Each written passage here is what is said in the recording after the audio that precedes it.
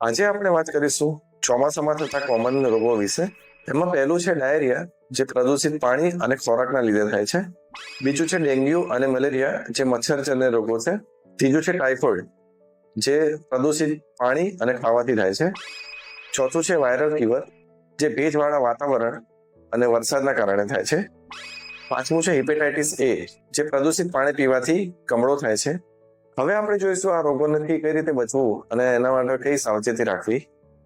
પહેલું છે સ્વચ્છ પાણી પીવું. કોઈ બી આડીઅવળી જગ્યાએ પાણી ના પીવું. ઉકાળેલું અને મિનરલ વોટર જ પીવું. બીજું છે સ્વચ્છતા રાખવી, જેમાં આપણે વારે ઘડીએ હાથ ધોવા અને ખાસ કરીને ભોજન પહેલા હાથ ધોવા જરૂરી છે.